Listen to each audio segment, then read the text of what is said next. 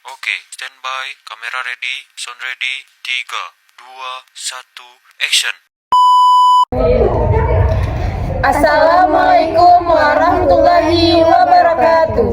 Halo semuanya, kami dari kelompok 9 ingin membuat podcast tentang bullying. Perkenalkan, nama saya Gebris Wiandamani. Saya Yusuf Fatila. Saya Indah Rahman. Saya Miss Daleni. Saya Dia Pertiwi. Selamat menyaksikan podcast kami.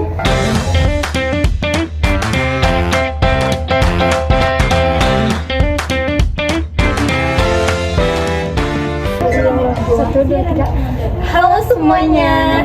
Hari ini kita bakal ngobrolin yang serius tapi penting banget buat kehidupan kita selanjutnya. Pasti kalian tidak asing lagi kan dengan kata-kata bullying. Nah, kalian pernah nggak sih ngerasain dijatuhin, direndahin, bahkan dikucilin karena beda? Atau kalian justru pernah ngerasain teman kalian sendiri dibully dan bingung harus ngapain? Nah, di episode kali ini kita bakal menggali dan membahas semuanya, mulai dari jenis-jenis pembulian, kenapa orang bisa membuli dan mengapa orang bisa dibully, dan sampai bagaimana cara kita melindungi diri dan teman kita. Nah, di episode kali ini kita akan kedatangan tamu yang spesial nih. Nah, di sini kita akan membahas bareng-bareng bersama mereka. Nah, ini dia bintang tamu kita hari ini. Di sini kita akan membahas dan menggali tentang bullying. Kita akan membahasnya bersama-sama. Kita perkenalkan dulu nih, siapa-siapa aja yang datang ke sini nih. Perkenalkan, nama saya Gebris Wiandamani. Perkenalkan, nama saya Indah Rahman. Perkenalkan, nama saya Yusuf Fatila. Nah, buat teman-teman yang belum tahu bullying atau perundungan adalah perilaku agresif yang disengaja dan berulang kali dilakukan untuk menyakiti, mengintimidasi, atau mendominasi orang lain, terutama mereka yang dianggap lebih lemah. Bullying seringkali melibatkan ketidakseimbangan kekuatan, di mana pelaku merasa lebih kuat atau berkuasa daripada korbannya. Nah, di sini kita akan bertanya-tanya nih kepada mereka, bagaimana menurut mereka yaitu tentang bullying. Nah, saya mau nanya nih, menurut kalian bayangan dari kata bullying itu apa sih? Bella, menurut bayangan saya sendiri ya, kata bullying itu yaitu menyakiti orang lain ya secara sengaja, baik itu secara fisik, verbal maupun emosional, yang dilakukan terus-menerus, misalnya seperti mengejek, memukul, atau mengucilkan teman. Itu aja sih. Mungkin teman-teman ada yang mau nambahin. Nah, itu dia menurut Gebris. Nah, selanjutnya menurut Indah dan Hiswa, bagaimana nih? Jadi, menurut saya bayangan dari kata bullying ini adalah tindakan kasar atau mengejek seseorang, baik secara fisik, verbal maupun mental, yang dilakukan berulang kali. Contohnya ini atau gambarannya, yang pertama itu korban ini dipukul atau diejek di sekolah. Yang kedua, seseorang atau si korban ini dihina di media sosial.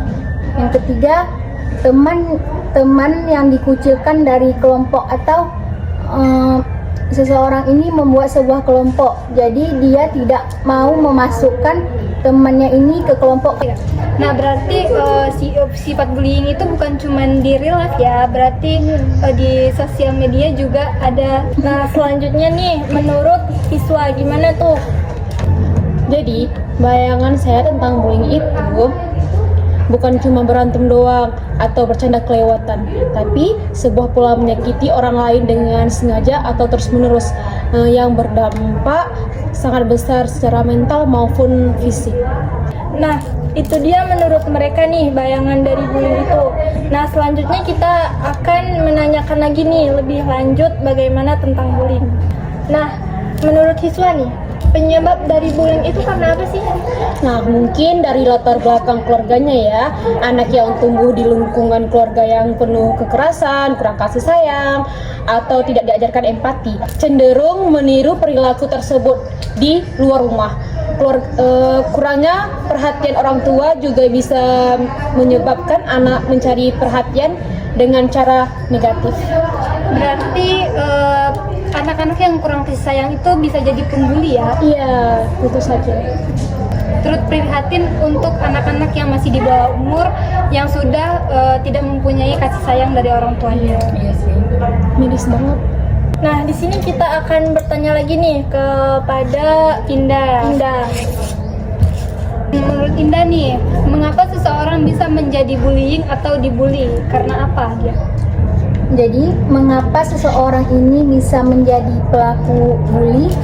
Yang pertama itu ada masalah psikologis atau emosional yang dimana si pelaku ini mungkin merasa marah, frustasi atau harga dirinya rendah. Mereka ini melampiaskan kemarahan mereka ini kepada orang lain, yaitu si korban. Yang kedua itu ada pengaruh lingkungan, yang dimana tumbuh di lingkungan yang kasar atau tidak mendukung, yaitu di keluarga, sekolah, pertemanan. Mengapa seseorang ini bisa menjadi korban bully? Yang pertama itu ada perbedaan fisik atau penampilan. Misalnya nih, tubuh si korban ini gemuk atau kurus. Misalnya memakai kacamata kelihatan kayak cupu, culun, ya, yang warna kulitnya berbeda. Yang kedua itu tidak percaya diri atau si korban ini pendiam. Orang yang cenderung pasif atau tidak berani melawan, dia lebih